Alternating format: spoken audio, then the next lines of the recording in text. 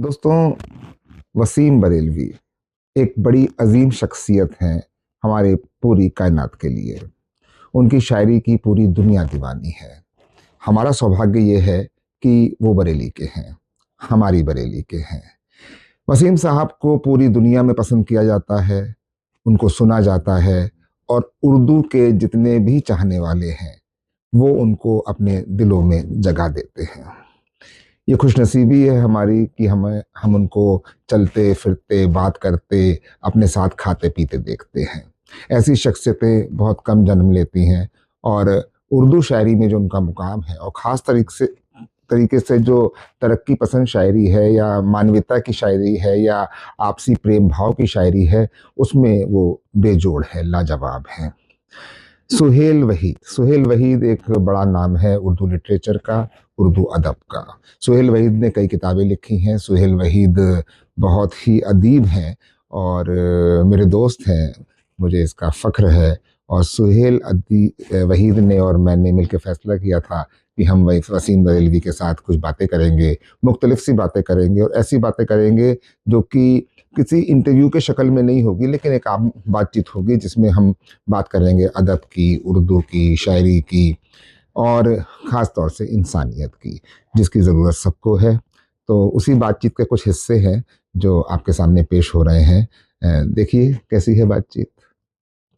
وسیم صاحب، آپ نے لکھا ہے کہ جب آپ 19 سال کے تھے، شاعری تو آپ نے بہت پہلے شروع کر دی تھی یا ہو رہی تھی، لیکن جب آپ 19 سال کے تھے تب آپ نے جو شعر کہا تھا کہ وسیم جی چکے مرنے کا اہتمام کریں، بہت چلا یہ فسانہ چلو تمام کریں۔ تو یہ جب عنفوان شباب کا دور ہوتا ہے، جب تب آپ نے مرنے کی بات کہی تھی، پھر تھوڑا اور وقت گزرا جب آپ تھوڑا اور جوان ہوئے، یا تب آپ نے کہا کہ ایک مدت سے کوئی خواب نہیں دیکھا ہے، ہاتھ رکھتے میری آنکھوں پہ کہ نیند آ جائے۔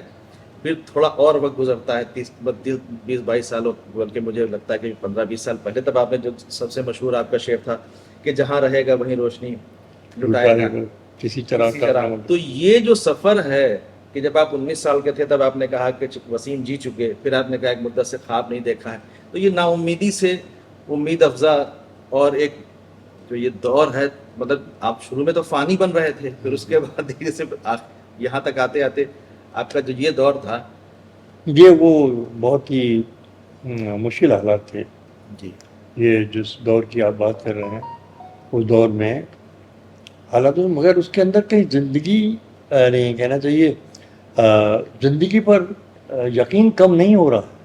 بہت چلا یہ فسانہ چلو تمام کریں، بہت چلا یہ فسانہ چلو تمام کریں، جی چکے مر رہے۔ تو کیا اس کے اندر کیا زندگی کو چھوڑنے کی بات ہو رہی ہے، بلکہ ان ساری نگیٹیوٹیز کے اوپر قابو پانے کی بات ہو رہی ہے۔ یعنی اس وقت آپ زندگی کی خوبصورتی کو نظر انداز کرنے کی کوشش کر رہے ہیں، تو اس کے اندر آپ کے پاس وہ حوصلہ دکھائی دے رہا ہے کہ جو آگے مستقبل آپ کو بنانے والا ہے۔ یعنی یہ کہ آپ مایوس نہیں ہیں، مایوسی کا عالم نہیں ہے یہ، بلکہ اس مایوسی سے جو اعتماد کی فضا بحال ہوتی ہے، جو پھر آگے چل کے آپ کو لے کے چلتی ہے، اور جو کہتی ہے کہ جہاں رہے گا وہیں روشنی اٹھائے گا، کسی چراغ کا اپنا بتائے گا۔ دراصل کیا ہوتا ہے کہ ہمیں جو ہماری آزمائشوں کا پیریڈ ہوتا ہے، اس آزمائشوں کے پیریڈ کے اندر جو ہماری بنیادیں رکھی جاتی ہیں، وہی ہمارے آگے کے سفر کا تعین کیا۔ نہیں، وہ جو بیچ میں اضطراب آیا نا کہ ہاتھ رکھ دے میری آنکھوں پہ کہ نیند آ جائے، تو وہ کیفیت تھی وہ۔ اب یہ تو دیکھیے ایسا ہے کہ یاد رکھیے کہ انسانی جذبات کا جو سفر ہے بڑا غیر یقینی ہے۔ آپ صبح سے لے کر کتنے آپ کے ذہن میں خیالات آتے ہیں، اور کس وقت کون سی کیفیت طاری ہوتی ہے، کسی وقت آپ انتہائی مغموم ہوتے ہیں، کسی وقت بساط ہوتے ہیں، کسی وقت امید افزا ہوتے ہیں، کسی وقت نگیٹیوٹی ہوتی ہے، مایوسی ہوتی ہے۔ تو دراصل غزل کا معاملہ جو ہے وہ یہ ہے کہ وہ وقت کے ساتھ ساتھ بالکل انسانی فطرت کی طرح، جیسے انسانی فطرت میں انسانی جذبات کی ترتیب نہیں طے، ترتیب کوئی طے نہیں ہے، غیر مرتب ہے، قصت ہو۔ اسی طریقے سے پورے غزل کے بارے میں آگے چل کے تو پتہ نہیں کیا کیا کہا گیا ہے کہ وہ غزل کا حسن ہی ہے کہ وہ انسانی فطرت کی طریقے سے اس کی انتہائی نفسیات کی ترجمہ ہے۔ بالکل۔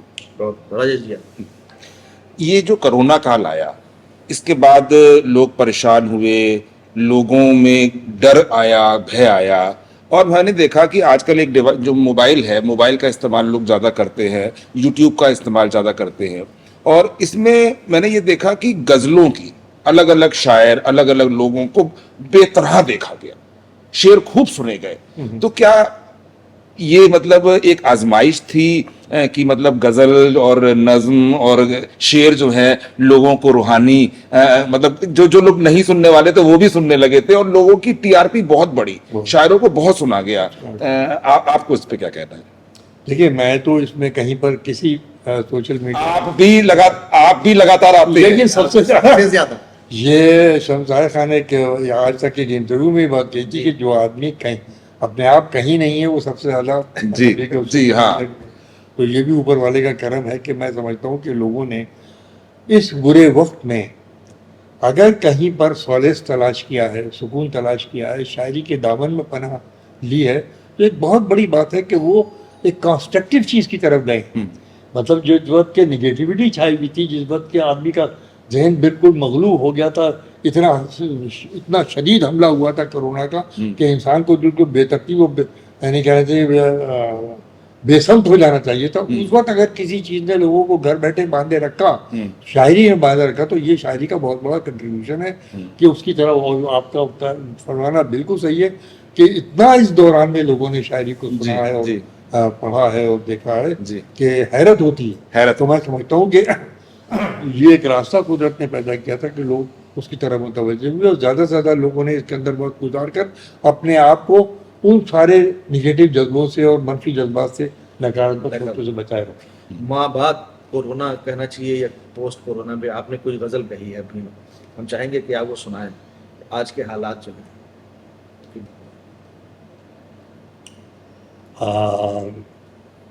وہ جو قطرہ, ہاں وہ قطرہ جو دیکھیے تو سمندر, ہاں اور بالکل تازہ ہے, تو مجھے اجازت دیجیے کہ میں اس کو, اور میں چاہوں گا کہ ایک مرتبہ آپ کی بیاض بھی ہم جو ہیں وہ سب لوگوں کو دیکھیں. بیان تو کیا ہے, نہیں بس میں ضرور آپ کی حکم کی تعمیل کرتا ہوں.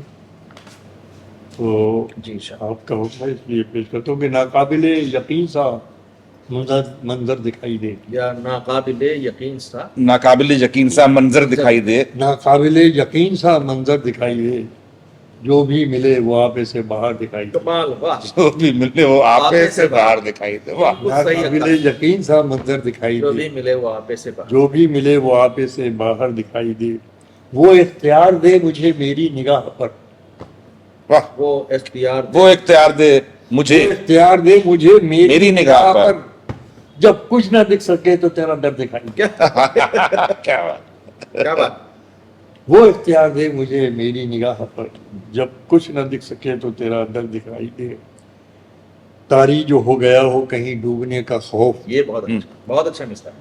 طاری جو ہو گیا ہو کہیں ڈوبنے کا خوف, قطرہ بھی دیکھیے تو سمندر دیکھیے, قطرہ بھی جو دیکھے سمندر دکھائی دے, طاری جو ہو گیا, طاری جو ہو گیا ہو کہیں ڈوبنے کا خوف, قطرہ بھی دیکھیے تو سمندر دکھائی دے. بہت خوب. اور 3-4 شعر تھے اس غزل کے, وہ مطلب ہے کہ آنکھوں کو منہ لینے سے خطرہ نہ جائے گا, نہ جائے گا, بہت آنکھوں کو منہ لینے سے خطرہ نہ جائے گا, وہ دیکھنا پڑے گا جو دیکھا نہ جائے گا, وہ دیکھنا پڑے گا جو دیکھا نہ جائے گا. پیمانہ بھر چلا ہے محبت کے صبر کا, پیمانہ بھر چلا ہے محبت کے, پیمانہ بھر چلا ہے محبت کے صبر کا, جھوٹی تسلیوں سے سنبھالا نہ جائے گا. واہ واہ, ارے واہ, جھوٹی تسلیوں سے سنبھالا نہ جائے گا, بھر چلا ہے محبت کے صبر کا, جھوٹی تسلیوں سے سنبھالا نہ جائے گا. یار یہ شعر سنیے, جھوٹی تسلیوں سے, ایک گوشہ ہے کہ جھوٹی تسلیوں سے سنبھالا نہ جائے گا, رکھنا جلنا ہے قبر پر کہ جلانا ہے بزم میں, چلنا ہے قبر پر کہ جلانا ہے بزم میں, ہاں, جلانا ہے بزم میں, جلنا ہے قبر پر کہ جلانا ہے بزم میں, جلنا ہے قبر پر کہ جلانا ہے بزم میں, یہ بھی کسی چراغ سے پوچھا نہ جائے گا. یہ بھی کسی چراغ سے پوچھا, یہ بھی کسی چراغ سے پوچھا نہ جائے گا. جلنا ہے قبر پہ, یہ جلانا ہے بزم میں. ارے بھائی क्या बात یہ بھی کسی طرح سے یہ بھی کسی طرح سے پوچھا نا. یہ کہہ کے بھڑ گئے ہیں سبھاگار کے کواڑ. یہ کہہ کے جی. یہ کہہ کے بھڑ گئے ہیں سبھاگار کے کواڑ. سبھاگار کے کواڑ. بولے گا جو خلاف وہ زندہ نہ جائے. او ہو. یہ کہہ کے بھڑ گئے ہیں سبھاگار کے کواڑ. پھر جائے کا جواب. ہاں بھڑ گئے ہیں سبھاگار کے کے کواڑ جو بولے گا جو خلاف وہ زندہ نہ جائے گا. او لاکھ آسماں خرید کے جیبوں میں ڈال لو. اوہ. لاکھ آسمان خرید کے جیبوں میں ڈال لو. پھر بھی زمین کا قرض اتارا. اتارا نہ جائے. کیا بہت واہ. لاکھ آسماں خرید کے زمین نہیں اتارا جا سکتا. نہیں زمین کا قرض اتارا نہ جائے گا. بھائی بہت خوب. آپ ایسے ہی لوگوں کے محبوب شاعر تھوڑی نا ہیں. اتنا اچھا اچھا بولتے ہیں, اتنا اچھا پڑھتے ہیں. وہ قبر پر جلے ہاں چلنا ہے قبر پر چلنا ہے. قبر پہ یا کہ بزم میں یا کہ بس جلایا بزم یہ میں بھی جائے گا. کسی چراغ سے پوچھا. پوچھا جانا آج تک پوچھا گیا ہو تو بتا دیجیے. کیا بہت حسین صاحب. ابھی میں کچھ دن پہلے کشمیر میں تھا اور چونکہ میں بریلی سے تھا تو بریلی کا جیسے ہی میں ذکر کرتا تھا تو لوگ بریلی کو یا تو جھمکے کے نام سے پہچانتے ہیں یا اعلیٰ حضرت سے پہچانتے ہیں اور بہت ساری تعداد میں وسیم بریلوی سے پہچانتے ہیں. تو وسیم بریلوی کو لوگ یوٹیوب میں دیکھتے ہیں, سوشل میڈیا میں دیکھتے ہیں. ایک سمے ایسا تھا جب اپنے محبوب شاعر کو سننے کے لیے لوگ مشاعروں میں جاتے تھے. آج سارا کا سارا مشاعرہ ان کے ہاتھ میں ہے. جب چاہے اپنے محبوب شاعر کو یاد کرتے ہیں اور جن کی طرح اپنے سامنے لے آتے ہیں. تو یہ جو سوشل میڈیا میں جس طریقے سے شاعری آئی ہے اور جس طریقے سے شاعر آئے ہیں, اس کے بارے سوشل میڈیا کے بارے میں آپ میں بیچ میں ایک اضافہ کرنا چاہوں گا کہ اکثر لوگوں کا یہ خیال ہے, میرا بھی یہ ماننا ہے کہ بریلی کے دوست بہت بڑے, مطلب بریلی کو پوری دنیا سے واقف کرانے والے دو بہت بڑے لوگ ہیں. بالکل بالکل. پہلا نعت گو شاعر, اگر نعت گو شاعروں کا امام کہا جاتا ہے اعلیٰ حضرت کو, اور اس کے بعد جو کچھ بھی کہا ہے, جو کچھ بھی بریلی کو دیا ہے وہ وسیم بریلوی بالکل بالکل. میں تو اس کا ساکشی بن کے آیا ہوں. اور ابھی کورونا کے پیریڈ میں جب کچھ بھی نہیں تھا کسی کے پاس, اب ڈپریشن کا شکار تھے, موت سر پہ کھڑی تھی, تب وسیم بریلوی کی شاعری جو ہے وہ ان کی ان کو طاقت دے رہی تھی. بلکہ وہ جو دوائیں چل رہی تھیں ان سے سب سے زیادہ دوا کا کام کر رہی تھی. بلکہ کورونا میں وہ جو تھا نا کہ امیونٹی بوسٹر کے طور پہ بھی آپ کی شاعری کام کر رہی تھی. انسٹاگرام بھی اس کا گواہ ہے, یوٹیوب بھی گواہ ہے, فیس بک کی بھی گواہ ہے, اور واٹس ایپ گروپ میں بھی تمام وسیم بریلوی کے شعر جو ہے ایک دوسرے کو لوگ شیئر کر رہے تھے. تو وسیم بریلوی کی شاعری جو ہے وہ محض شاعری ہی نہیں ہے, میں نے کہا نا جیسے امیونٹی بوسٹر کا کام. ایگزیکٹلی. میں آپ نے اتنا کچھ فرما دیا اس خاکسار کے سلسلے میں کہ میں بس اللہ کا شکر ادا کر سکتا ہوں. شعر سے جواب دیجیے. دیجیے, شعر سے جواب دیجیے. لیکن یہ حقیقت ہے کہ خاص طور پہ سوشل میڈیا کے سوشل میڈیا بہت بڑا پلیٹ فارم ہے آج کے زمانے میں. یہ بات الگ ہے کہ میں اس کے کسی بھی پلیٹ فارم کے اوپر نہیں ہوں, لیکن جیسا کہ موقع پر شخص طاہر خان صاحب نے کہا تھا مجھے انٹروڈیوس کرتے ہوئے کہ میں اس شاعر کو بلا رہا ہوں کہ جو خود تو کسی سوشل پلیٹ فارم کے اوپر نہیں ہے لیکن سب سے زیادہ چرچا کے اندر اس کے اوپر رہتی ہے. تو یہ میری خوش قسمتی ہے اور آپ لوگوں کی سب کی محبتیں ہیں جو اس طریقے سے میرے ساتھ ہیں. مگر جہاں تک میرا تعلق ہے تو میں نے تو ایک شعر کہا ہے جی, وہ شاید آپ پسند کرنا ہے کہ اتنا بکھراؤ سنبھالا نہیں جاتا مجھ سے. اتنا بکھراؤ سنبھالا نہیں جاتا مجھ سے. اتنا بکھراؤ سنبھالا نہیں جاتا مجھ سے, خود کو یوٹیوب پہ ڈالا نہیں جاتا. خود کو یوٹیوب پہ ڈالا نہیں جاتا.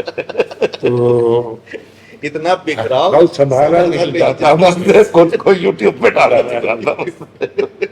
تو اتنی شدت سے آج کی جنریشن اس سے جڑ رہی ہے. اب اس کے کچھ فائدے بھی ہیں اور کچھ نقصانات بھی ہیں. نقصانات بھی سامنے آ رہے ہیں اور ظاہر بات ہے کہ پوری دنیا سے مٹ کر ایک ٹیلی فون کے اندر آ گئی ہے, تو فوائد بھی اپنی جگہ پر ہیں. مگر یہ کوئی بہت زیادہ اس پر بحث کی گنجائش نہیں ہے. اس وقت کے زمانے کے تقاضے, جیسے زمانے کا تقاضا ہے اس کے حساب سے گھر گھر ٹیلی فون ہے, اس کے اوپر کیا ہے. لیکن میں تو پھر یہ ضرور کہوں گا کہ اس کا استعمال جتنا بھی ریسٹرینٹ طریقے پر رہے, جتنا محتاط رہے, اتنا ہی میں سمجھتا ہوں کہ ہم ان چیزوں سے بچ سکتے ہیں جو اس کے ذریعے منفی ہمارے سماج کے اندر داخل ہو رہی ہیں، ہوں، تو اس کا جتنا محتاط استعمال ہو اتنا بہتر ہے۔ رہی بات اس پلیٹ فارم کے ذریعے شہرت کی، تو اس میں کوئی شک نہیں ہے کہ پہلے تو جناب ہمیں یاد ہے ہم نے جس زمانے میں مشاعروں میں جانا شروع کیا، میں بات کر رہا ہوں 60s کی، اس زمانے میں کتنا لمبا سفر کر کے لوگ جایا کرتے تھے اپنے پسندیدہ شعراء کو سننے کے لیے، 100 میل کے ایریا میں لوگ۔ میں بلکہ اس وقت ایک واقعہ مجھے یاد آتا ہے جو عجیب صاحب میرے خیال میں اگر تو اس کو میں سناؤں تو شاید اس حوالے سے غلط نہ ہو، نہیں بالکل کہ ایک مرتبہ میں جونپور میں ایک مشاعرہ تھا، تو اس کے لیے مجھے پنجاب میل سے بنارس جانا پڑا، بنارس سے مجھے بس پکڑنی تھی، تو میں بس اسٹینڈ کے اوپر آ گیا، بات کر رہا ہوں آپ سے 60s کی۔ تو مالک نے اتنا نواز دیا تھا اس وقت بھی کہ لوگ وہاں پر جب میں پہنچا تو ٹکٹ لینے کے لیے جب میں نے ہاتھ بڑھایا تو پیچھے سے ایک ہاتھ آیا، وہ صاحب آپ اجازت دیں تو یہ عزت میں حاصل کر لوں گا۔ تو میں نے ان کی طرف دیکھا اور اس طرح سے انہوں نے کہا تھا، میں نے ہاتھ کیا، میں نے ٹھیک ہے سر باہر آ گیا۔ باہر آنے کے بعد میں نے کہا انہوں نے ٹکٹ خریدا تو میرے دل میں آیا کہ لائیے ان کو چائے کی درخواست کروں گا، چائے پی لیتے۔ مجھ سے عمر میں کافی بڑے تھے، مطلب 45 کے ہوں گے، میری اس وقت 20 سال کی عمر تھی۔ چنانچہ وہ چائے پی تو معلوم ہو کہ اس کا بھی پیسہ انہوں نے پہلے سے دے دیا، خاموش بس چل دی وہاں سے۔ 1-1.5 گھنٹہ ہو گیا، کوئی بات چیت آگے نہیں۔ پھر مجھ سے رہا نہیں گیا، میں نے کہا بھائی آپ سے تعارف نہیں ہوا، رسمی سی بات چیت ہوئی اور آپ نے ٹکٹ بھی لے لیا، لیکن تو انہوں نے اپنے بیگ سے ہینڈ بیگ تھا ان کے پاس، اس میں سے ایک لیٹر نکالا اور وہ مجھے دیا پڑھنے کے لیے، پوسٹ کارڈ تھا وہ، اور اس میں لکھا ہوا تھا کہ میں نے پہلے بھی آپ کو یقین دلایا کہ میں بات کر چکا ہوں کنوینر سے، میرے بارے میں لکھا ہوتا ہے کہ وسیم بریلوی آ رہے ہیں، اور پھر یقین دلانا چاہتا ہوں کہ وہ آ رہے ہیں اور اب تو آپ یقیناً آئیں گے۔ ان کے سالے کا خط تھا۔ اور تو پھر میں پھر خاموش ہوئی، تو میں نے کہا یہ تو کوئی بات نہیں صاحب، طرف کوئی تفصیلات معلوم، تب پھر وہ کھولے۔ ان کے ساتھ میرا نام اقبال ہے اور میں یہاں پر کرمنل کا وکیل ہوں، علی گڑھ یونیورسٹی سے میں نے LLB کیا، وہیں پریکٹس کرتا ہوں اعظم گڑھ میں، اور گزشتہ 4 سال سے میں آپ کو 3 سال تو میں آپ کو سن رہا ہوں۔ وسیم صاحب میں ایک بار دلی میں تھا اور ذکر ہوا، کچھ لوگ بیٹھے تھے تو آپ کا ذکر آیا، تو مجھ سے 1-2 لوگوں نے پوچھا کہ آپ نے کیا وسیم صاحب کو دیکھا ہے؟ ارے میں نے کہا دیکھا ہے بھائی، ساتھ بیٹھے ہیں۔ تو ایک بولے آپ نے کیا ہم کو چھوا ہے؟ تو میں نے کہا بھائی چھوا بھی ہے، تو انہوں نے میرے ہاتھ پکڑ لیے کہ انہی ہاتھوں سے چھوا ہوگا نا آپ نے۔ تو آپ یہ دیکھیے شہرت دیکھیے، میں نے آپ سے کشمیر کی بات بھی کری، تو لوگوں نے، پوری دنیا نے آپ کو اپنے سر پہ بٹھایا، آپ کو بہت مان دیا، لیکن آپ چونکہ بریلی شہر کے ہیں، مجھے ایسا محسوس ہوتا ہے کہ بریلی نے آپ کو مان سمان تو دیا، لیکن جس طرح کے ہیرو آپ بریلی میں تھے، جس طرح کے شخصیت آپ کی بریلی میں تھی، وہ ابھی بھاری پن یہاں سے نہیں محسوس ہوا۔ میرا بھی تقریباً مجھے بھی ایسا ہی احساس ہوا کہ جب ہم آئے تھے بری تو مجھے لگا تھا کہ سب سے پہلے لوگ ہم آئیں گے، سب یہ کریں گے۔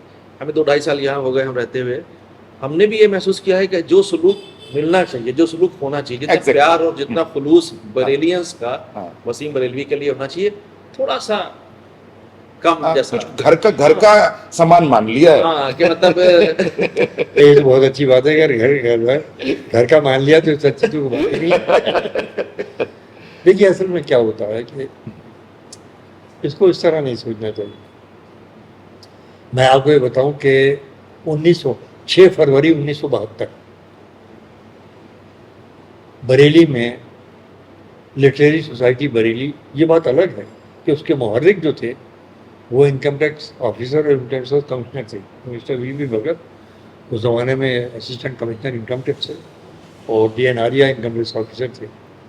یہاں پر ایک لٹریری سوسائٹی بنی تھی، اس نے 2 مشاعرے بھی آل انڈیا کیے، اس کے بعد سن 72 میں جشن وسیم کیا، اور وہ شاید اتنا بڑا جشن تھا کہ مجھے اپنے منہ سے تو نہیں کہنا چاہیے، لیکن شاید ہی ہندوستان میں کسی شاعر کو 32 برس کی عمر کے اندر اتنا بڑا اعزاز ملا ہو۔ جیسا کہ اس موقع پر ان لوگوں نے اس پر ایک بکلیٹ بھی چھپی تھی اس بکلیٹ بھی اس کی چھپی تھی، وہ دستاویز کے طور پر موجود ہے۔ فراق گورکھپوری صاحب اس میں بنفس نصیب اچھا تشریف- فراق صاحب آئے تھے اس میں؟ فراق صاحب اس میں تشریف لائے تھے، اور میری 2 غزلیں گوانے کے لیے مہندر کپور کو بلایا گیا تھا کیا موقع بات سے، اور پورا شہر جو تھا جشن وسیم کے رنگ میں رنگا ہوا تھا۔ یہاں پر ہوا تھا ان لوگوں کی انیشیٹو کے اوپر، no doubt، لیکن شہر والوں نے پوری محبتیں کی برسات میرے اوپر کی تھی، اور مجھے ہمیشہ شہر نے بڑی محبت بڑی نوازی۔ اب یہ کہ ظاہر بات ہے کہ گھر کے آدمی کو یہ تو نہیں کہ ہر وقت تو یہ کیسا آپ نے ہاتھ سے چھوا، تو وہ تو کوئی باہری کا آدمی کر سکتا ہے، جتنا فاصلہ جو ہے وہ قربتوں کو اور بڑھا دیتا ہے، جی جی اور وہ تجسس کو بھی بڑھا دیتا ہے فاصلہ۔ جی۔ میں یہیں کا رہنے والا ہوں کا، اس کے بعد سمجھتا ہوں کہ وہاں سے لے کر آپ سمجھیے اس کے بعد تو میرا جشن ابھی آپ نے دیکھا 27 نومبر کو یہاں پر امرت وچار نے کیا جی بریلی میں، تو ایسا نہیں ہے، عزت لوگوں نے کی ہے، اور ان کے دلوں میں میرے لیے بہت جگہ ہے۔ میں بریلی کا بہت قرضدار ہوں، بہت شکر گزار ہوں کہ انہوں نے مجھے بہت میں اب تو بہت کم نکلتا ہوں، لیکن یہ کہ جب نکلنا ہوتا تھا تو جہاں پر بھی جائیے ایسا محبتوں سے نوازتے سے لوگ، دکانوں میں جائیے تو عزت دیتے ہیں، اور کیا دیں گے اس بات میں وہ اس پوائنٹ آف ویو سے تو ذرا سوچنا، دیکھیے کہ جو چیز دور، اب آپ ممبئی کے کسی آدمی سے آپ بات کریں، مہاراشٹر کے کسی شہر سے بات کریں، یا مدھیہ پردیش کے کسی، وہ ایک الگ نظریہ ہوتا ہے کہ وہ دور سے دیکھے، اس کے ساتھ آپ پہچانتے ہیں، ملتے ہیں، لیکن بریلی نے بہت محبت دی، بہت